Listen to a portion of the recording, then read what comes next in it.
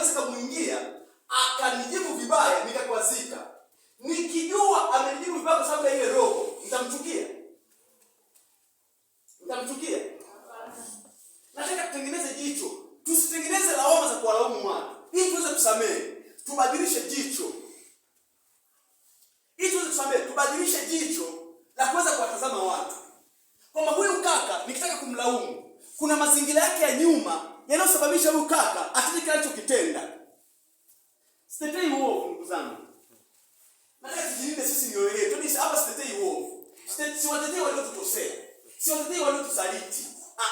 Nataka tulinde mioyo yetu, tukae kwenye position ya kushindwa kuwalaumu na kuwasamehe. Yaani Mungu anapotaka kutusamehe sisi, aliangalia uovu wa shetani nyuma yetu. Kwamba hao watu sikuwaumba hivi, lakini shetani alipomdanganya Eva akala tunda. Lawama za Mungu